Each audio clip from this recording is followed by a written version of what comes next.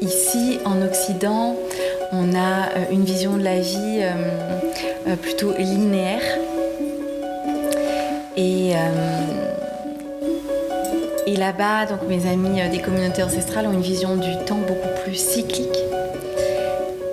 Tout simplement parce que tout est cycle dans la vie, le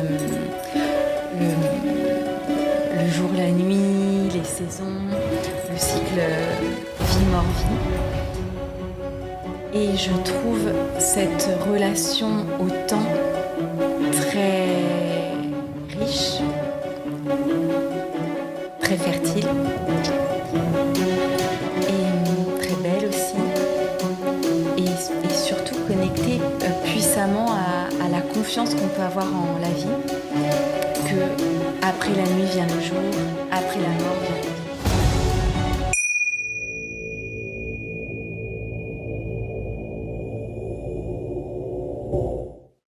Eh bien, bonjour tout le monde et merci de nous rejoindre aujourd'hui. Je suis avec Alice.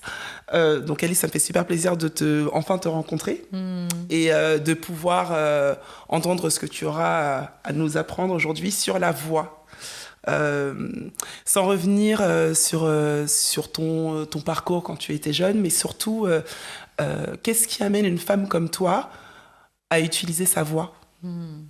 J'aimerais que tu nous en parles un peu. Ok, avec plaisir. Bonjour à toutes et à tous. Et bonjour Christy, je suis très heureuse aussi de te rencontrer depuis le temps. Et de prendre ce temps-là avec toi, avec les personnes qui nous écouteront. Ça c'est quelque chose qui s'est presque imposé à moi. C'est-à-dire que je me suis pas proposée d'aller vers la voix. C'est vraiment sur mon parcours. J'ai eu la chance de faire la connaissance de mes amis des communautés ancestrales en Argentine, parce que la vie m'a menée en Argentine et j'ai vécu là-bas quelques temps. Et j'ai découvert ce répertoire qui est un répertoire complètement atypique pour nous ici. Et donc, c'est là que j'ai rencontré la voix chantée. Mais ça s'est complètement imposé à moi, c'est-à-dire que c'était pas une recherche, c'est arrivé dans ma vie en fait. Mais en Argentine, de quelle manière en fait ils utilisent leur voix dans la spiritualité en fait? Je suppose qu'on est quand même dans des tribus très spirituelles. Qu'est-ce qui t'a attiré chez eux et comment ça se matérialise chez eux? Comment ils font les choses et comment ils guérissent avec la voix finalement? Alors, en fait, effectivement, il y a vraiment une dimension spirituelle. Ce qui m'a interpellée au début, c'était surtout la voix, en fait. Leur voix qui sont des voix très brutes, pas du tout polies, pas du tout jolies, selon nos références à nous. Donc ça m'a vraiment interpellée, cette autorisation à faire sortir la voix comme elle est. Ça m'a vraiment, ça a vraiment éveillé ma curiosité. Et ensuite, effectivement, il y a eu toute la dimension spirituelle, avec des temps chantés. Donc là-bas, les personnes se rejoignent, se rassemblent en cercle, en ronde, pour chanter pour la terre, pour la vie, chanter au moment des solstices, des lunaisons. Donc il y a vraiment cette dimension spirituelle qui m'a beaucoup parlé en fait. Chanter pour être ensemble, pour célébrer la vie. Donc ça m'a vraiment parlé, beaucoup plus que chanter pour chanter bien, chanter pour ce qu'on peut connaître ici. Donc voilà, cette dimension spirituelle m'a beaucoup interpellée. Il y a eu la dimension aussi thérapeutique, médecine, qui a éveillé ma curiosité, parce qu'effectivement là-bas on chante pour se faire du bien. La recherche c'est pas du tout de chanter bien, mais chanter pour se faire du bien. Donc ça m'a beaucoup plu, beaucoup interpellée.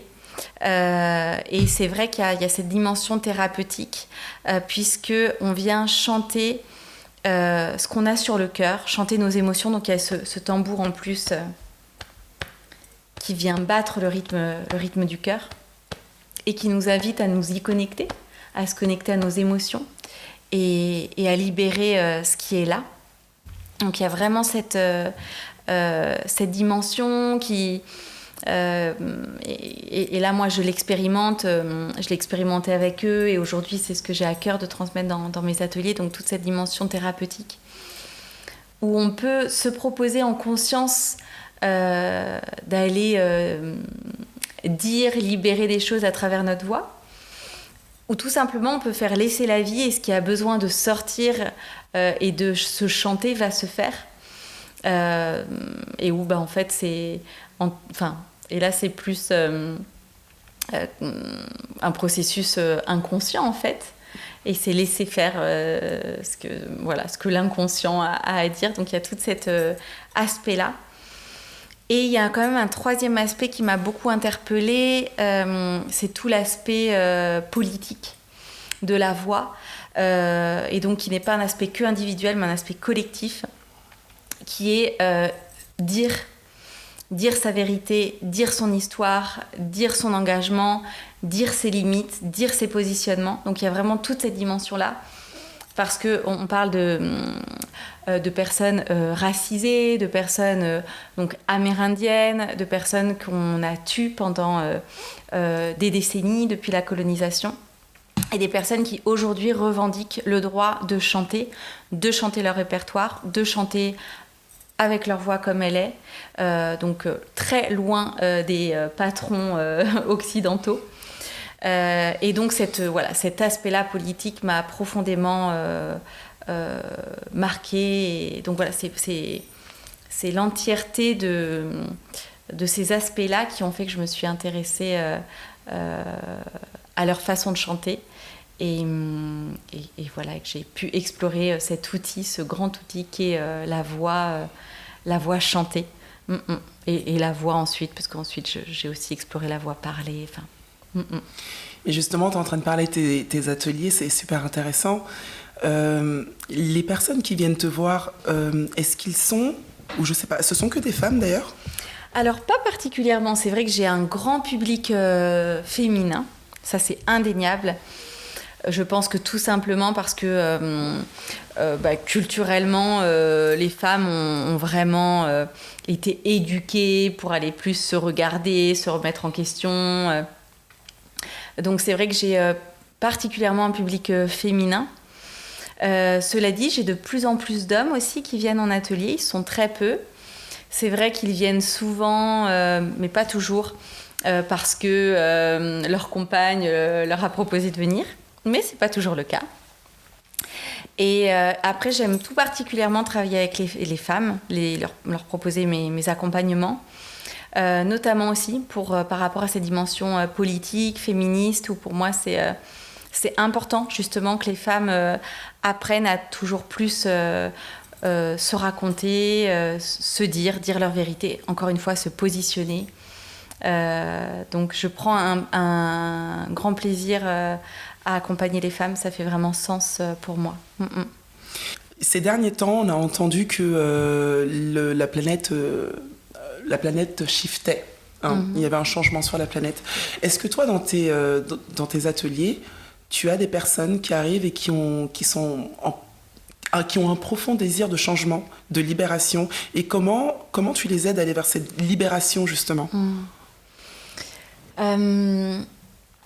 Alors, je sais pas trop ce qui se passe au niveau de la planète. Ce qui est sûr, c'est que moi, ce que je peux observer, c'est effectivement un désir profond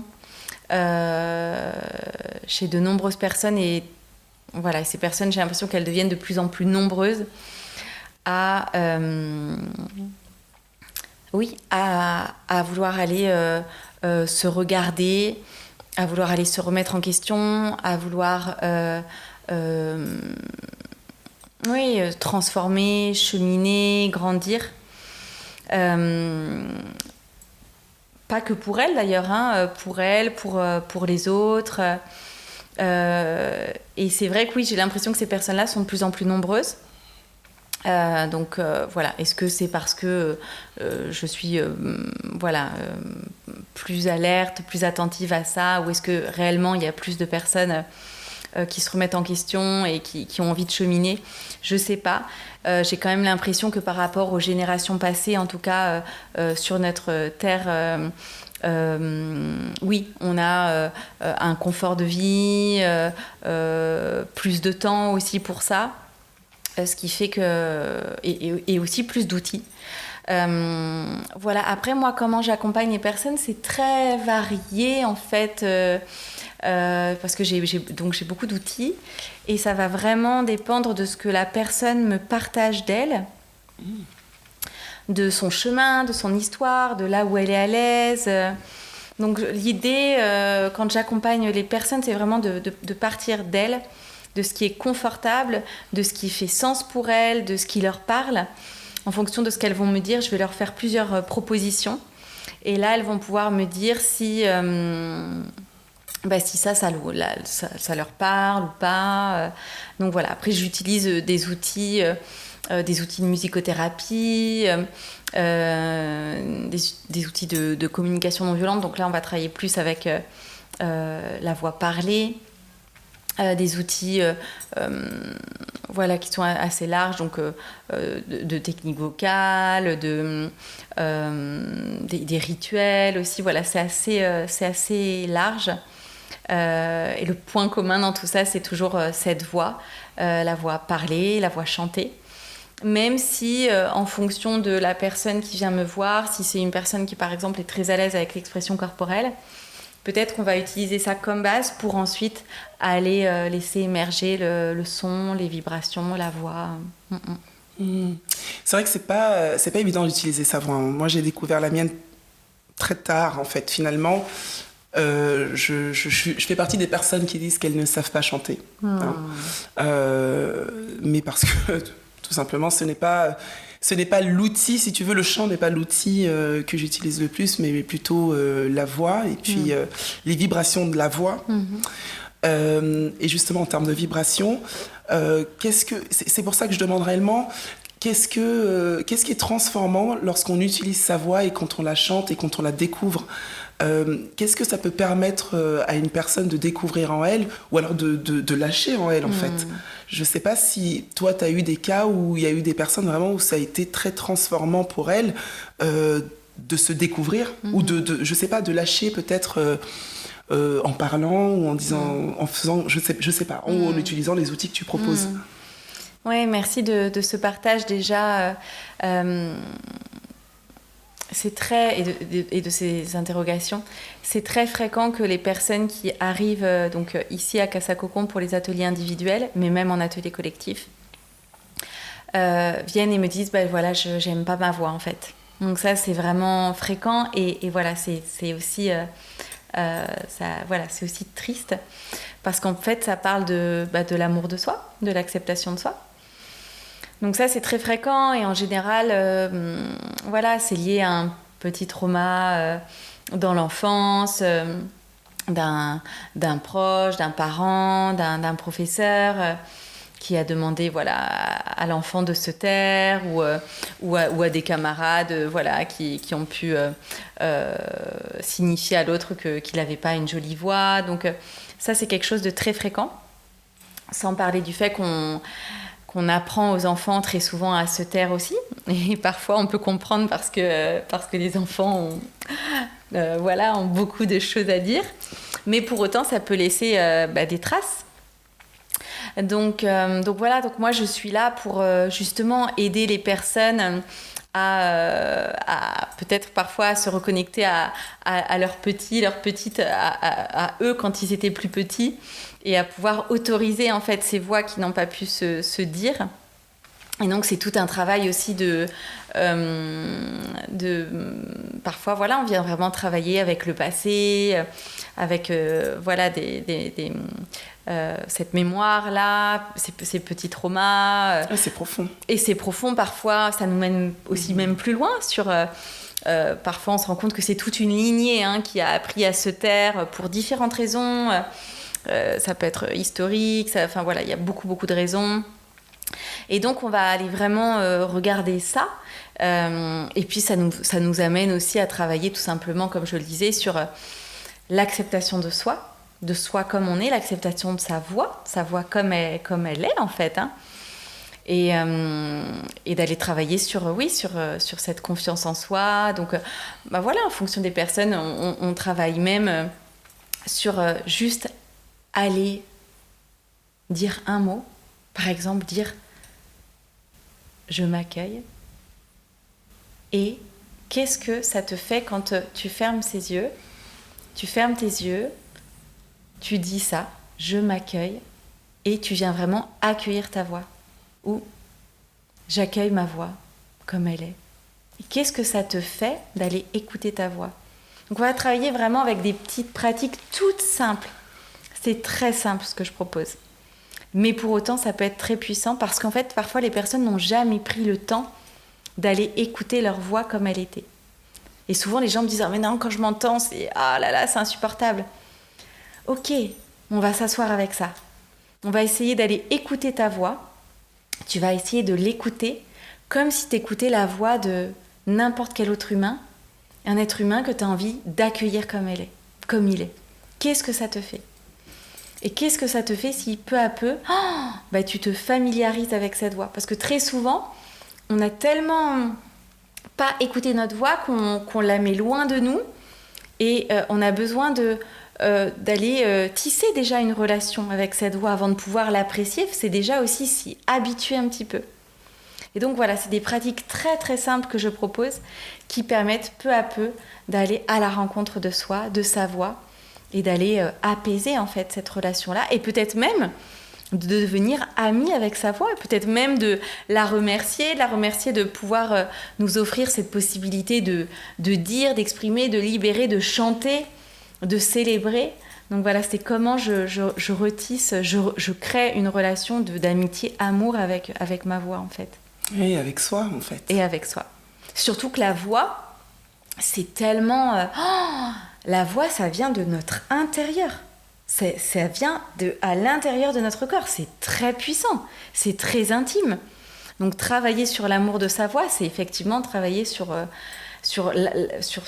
l'amour pour soi. Et encore une fois, dit comme ça peut sembler très simple et aussi très auto-centré. Et je redis la dimension politique de tout ça. C'est-à-dire que non.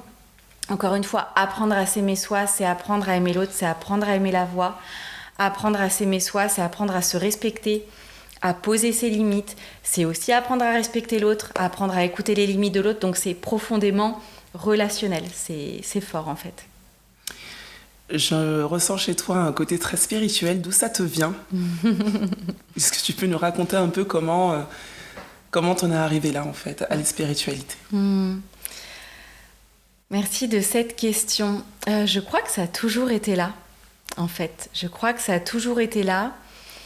Et je crois que ça n'a demandé qu'à être touché, en fait.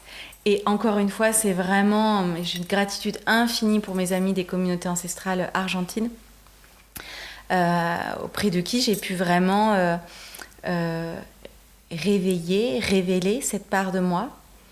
Mais ça a toujours été là. Je me suis toujours un peu justement sentie déconnectée. Petite, je me sentais pas reliée au vivant. Il y avait beaucoup de choses que je comprenais pas. Il y avait une profondeur qui pour moi n'était pas là, un sens qui était absent. Voilà, je pense qu'on est dans un pays, la France, qui est très rationnel, très cartésien. Donc c'est en train de beaucoup s'ouvrir. Mais et puis moi, j'ai grandi au sein d'une famille aussi assez rationnelle.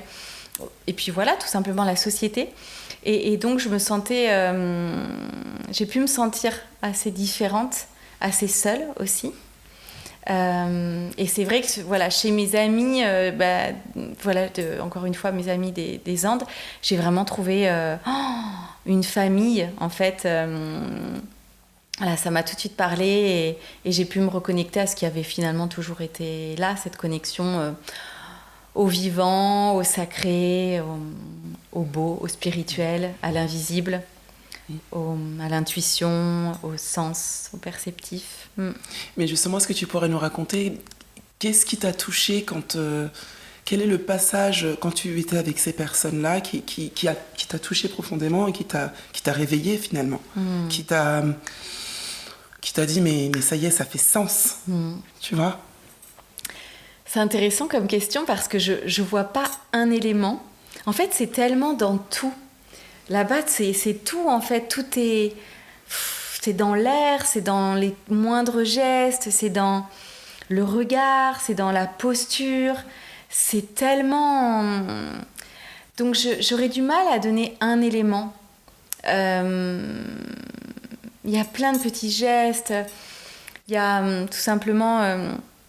Là-bas, voilà, dès qu'on va boire une boisson, avant de boire soi-même, on va toujours en donner une petite goutte à la terre-mère et la remercier. Et ensuite, boire nous. Dès qu'on rentre dans un espace, on va dire permisito, ça veut dire, comment le traduire, voilà, avec votre autorisation, je pénètre cet espace-là. Il va y avoir toujours ces rituels de purifier l'espace avec les bois sacrés, en les allumant, de leur fumée. Voilà, donc c'est tellement dans tout. J'aurais du mal à dire... Mais tu as déjà tout dit, en fait. C'était dans le tout. Voilà. Je le comprends tout à fait, en fait.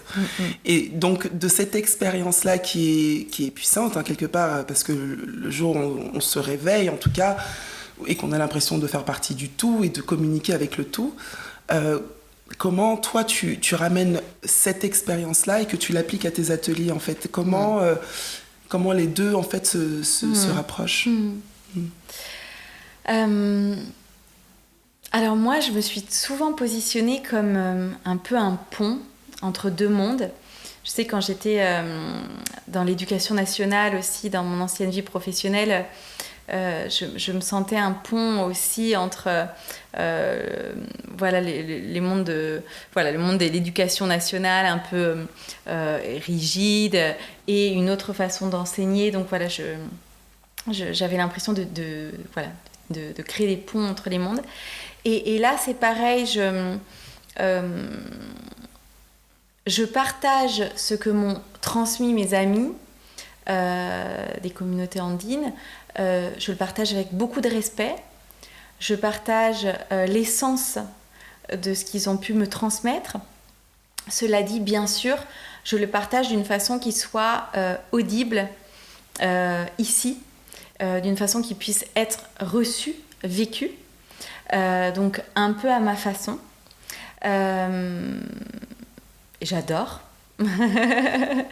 J'adore, voilà, et je transmets, encore une fois, d'une façon très simple,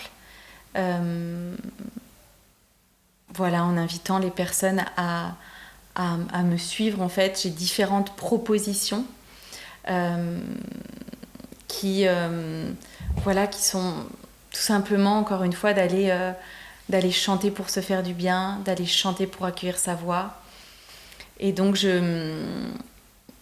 par exemple, là-bas, si je devais prendre un exemple très précis, là-bas, souvent, on chante, mais pas toujours, mais dans un certain cas, on chante avec des paroles et on va chanter,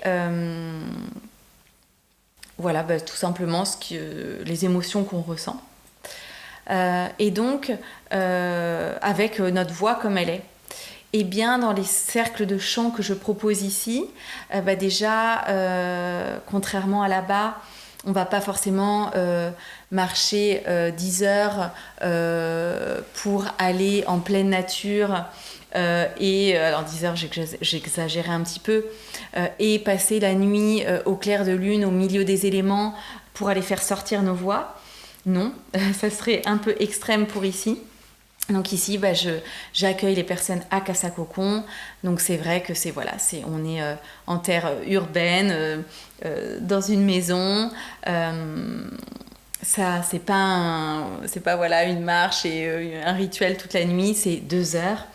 Et on va pas forcément chanter tout de suite ce qu'on a sur le cœur et nos émotions. On va commencer tout simplement par faire sortir des sons qui viennent, qui sont là. Et donc, je vais rester sur le son et je ne vais pas ajouter en plus le verbe, les mots. Donc je m'inspire en fait encore une fois de l'essence de ce que j'ai pu vivre là-bas, mais je l'adapte un petit peu à ici. Et après, mes propositions sont très progressives, évolutives. Donc l'idée, quand on rentre dans un processus d'accompagnement avec moi, plus ça va, plus on va aller justement vers une expression de soi pleine, et donc on ira vers ensuite, je mets les mots en plus de la mélodie, en plus du son, en plus de la voix.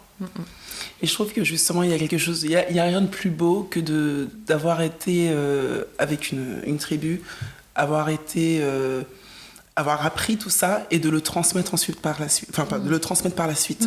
Je pense que quelque part, tu donnes un petit peu de ta profondeur à ces personnes, tu sais. Et je pense qu'ils reçoivent, et quelque part, c'est ce qu'ils t'ont transmis là-bas, en fait. Le fait de pouvoir donner à ces personnes-là l'opportunité de se découvrir, mais je trouve que c'est très fort, en fait. Et je trouve qu'il y a une certaine magie dans tout ça. Donc oui, peut-être que c'est dommage qu'on ne va pas se promener dans les bois, parce que malheureusement, il me semble en plus que dans le coin, il n'y a pas énormément de forêts, même s'il y a de grands parcs. Mais quelque part, la voix, ça permet tellement de se libérer. Moi, ça peut m'arriver de faire des petites sessions avec des personnes qui s'appellent Libérer la parole. Non pas pour trouver sa voix, hein, ça c'est autre chose, mais surtout parce que je trouve que sortir du son de sa voix, en fait, ça permet de se libérer.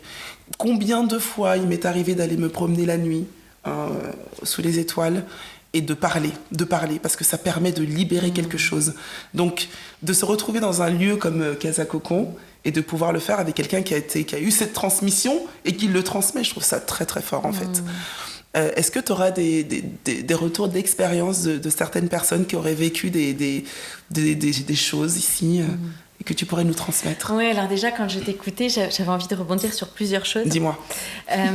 Déjà, effectivement, dire que donc la plupart du temps, je reçois à Casa Cocon et que pour autant, j'ai très à cœur de proposer aux personnes que j'accompagne cette connexion à la nature et parce que ça permet quelque chose de plus. Et donc, je propose de temps en temps des retraites où donc là, on part plusieurs jours et effectivement, on va aller dans la nature. Et cette nature-là aussi nous permet d'aller toujours plus libérer la voix, même si ici, souvent les personnes pleurent, crient, sont toujours un petit peu préoccupées de « oui, mais le voisinage ». Donc là, au moins, quand on part en pleine nature, il y a vraiment cette pleine autorisation. Et puis se connecter à la grandeur de la nature, c'est aussi se connecter à sa grandeur à soi, à sa force, à sa puissance. Et ça peut permettre de décupler... Et je voulais te dire aussi, tu parlais du bien que ça faisait de chanter, de libérer la voix. Et j'avais envie de parler de moi avant de donner l'exemple de personnes que je peux accompagner. Il y a, donc je partage ce que m'ont transmis donc, mes amis des communautés ancestrales en atelier. Et aussi lors de concerts, donc, en solo ou avec mon duo Luceras, avec mon amie Emeline. Et il y a un chant que l'on chante très régulièrement lors de ces concerts. Il me fait tellement de bien que je n'arrive pas, après l'avoir chanté, à ne pas dire devant tout le monde « Oh là là, mais qu'est-ce que ça me fait du bien !» Je peux pas le taire tellement c'est puissant. Et oui, vraiment, je goûte, je savoure à chaque fois le... Oh. Qu'est-ce qu'il raconte ce chant ? Alors, ce chant, il parle d'une histoire d'amour et plutôt de désamour. Donc c'est pas tant là, même si bon, on a tous des peines d'amour et il y a toujours des larmes qu'on n'a pas pleurées et qu'il est bon de libérer. Voilà, ça nous parle tous, je crois. On est d'accord. Pour autant, vraiment, ce qui me fait du bien dans ce chant, c'est d'aller chercher cette voix des profondeurs. J'ai pu voir que tu as proposé des ateliers concernant les nouveaux cycles. Est-ce que tu pourrais nous en parler? Avec plaisir. Oui, je propose des ateliers autour de ce principe de nouveau cycle. Parce que ici, en Occident, on a une vision de la vie plutôt linéaire. Et là-bas, donc mes amis des communautés ancestrales ont une vision du temps beaucoup plus cyclique. Tout simplement parce que tout est cycle dans la vie, le jour, la nuit, les saisons, le cycle vie-mort-vie. Et je trouve cette relation au temps très riche, très fertile et très belle aussi. Et surtout connectée puissamment à la confiance qu'on peut avoir en la vie, que après la nuit vient le jour, après la mort vient la vie, après l'hiver vient l'été. Et c'est puissant ce rapport au temps et à la vie. C'est très doux aussi, c'est très soutenant. Parce que c'est vrai que quand ici on dit au revoir, c'est très douloureux, c'est dur de dire au revoir parce qu'on ne sait pas, on dit au revoir et ça s'arrête là. Et du coup, la proposition que je fais à travers cette notion de nouveau cycle, c'est d'aller expérimenter ce que c'est d'aller en conscience dire au revoir à quelque chose, à quelqu'un, et d'être connecté à la confiance que si je dis au revoir, c'est pour aller dire bonjour à autre chose, à une autre personne, à un autre aspect de la vie. Et c'est ça que je propose dans mes ateliers, c'est de pouvoir expérimenter ces instances-là en toute conscience. Et je crois que c'est très doux, très soutenant, très accompagnant. Ce sont souvent des femmes qui viennent te voir pour faire ce genre de... Enfin, en tout cas, pour faire cet atelier-là. Alors, encore une fois, il y a vraiment... Voilà, il y a tout type de personnes qui viennent dans les ateliers que je propose, dans les cercles de parole.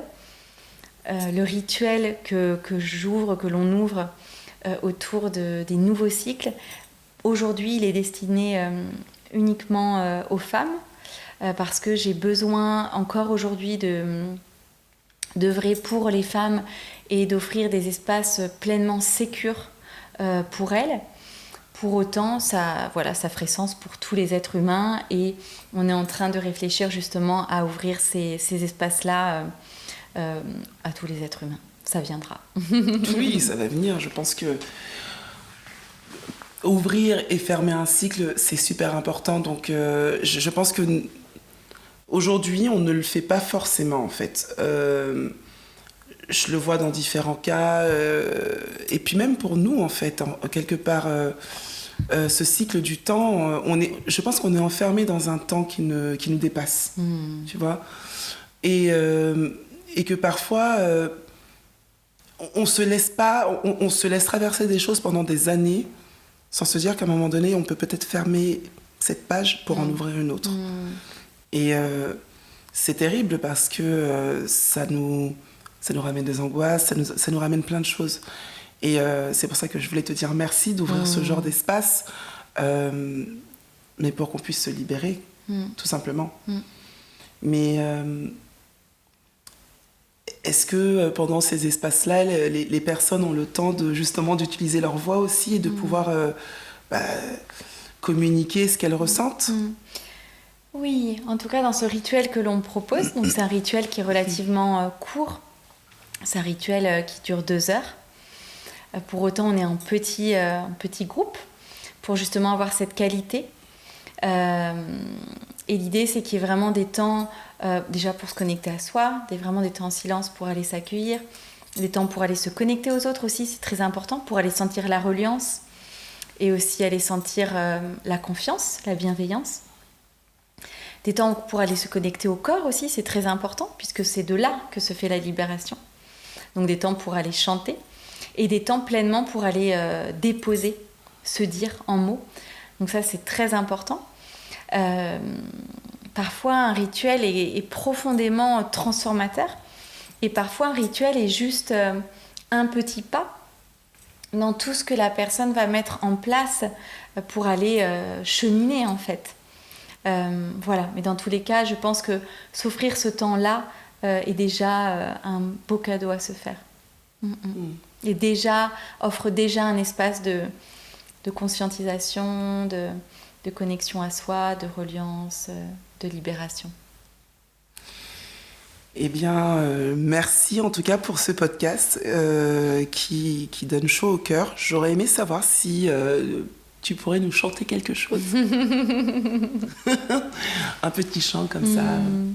Même accompagné de tambour, c'est toi qui vois. Avec plaisir. Je sais pas trop en fait si te chanter un chant de ce répertoire-là ou si plutôt laisser faire ma voix avec ce qui vient. Je suis un peu je sais pas trop là ce qui est là. Je crois que plutôt chanter ce qui vient. Attraper mon petit tambour. Ça te va si je ferme les yeux? Oui. Pour me permettre de recevoir le son. Avec plaisir. Est-ce que toi aussi, tu as envie de chanter? Non. Non, tu as envie de recevoir? Ouais, j'adore. Recevoir le son, pour moi, c'est très important. En fait, la vibration du son est très importante pour moi. J'adore ça. Est-ce que tu as envie de recevoir une énergie en particulier? Ouais, de l'amour. De l'amour. Toujours. Je t'invite alors à fermer les yeux, à ce qu'on ferme les yeux. Et je nous invite toutes les deux là qu'on vienne se connecter à l'énergie d'amour et qu'on vienne déjà la ressentir tout autour de nous et en nous. Juste ça déjà. Et je vais nous inviter là toutes les deux à ce qu'on vienne prendre le temps de respirer profondément. Respirer cet amour. Inspirez profondément cet amour. Et expirez tout autour de soi cet amour. Inspirez l'énergie d'amour pour la mettre en soi. Expirez l'énergie d'amour pour la mettre autour de soi.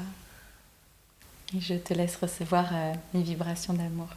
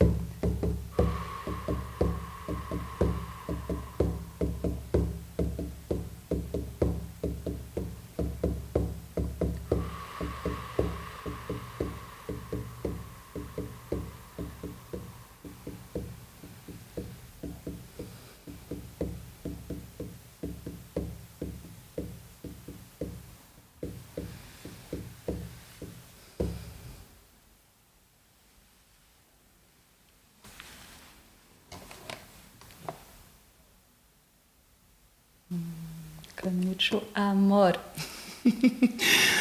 Ben, écoute, merci Alice pour ce chant incroyable, hein, qui est rempli d'amour. Voilà. Si vous la connaissiez pas encore, ben, je vous présente Alice.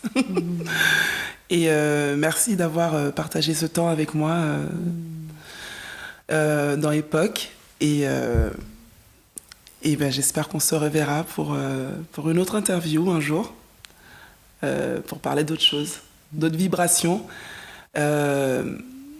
d'autres retraites, et peut-être sur la profondeur de ton voyage aussi en Argentine.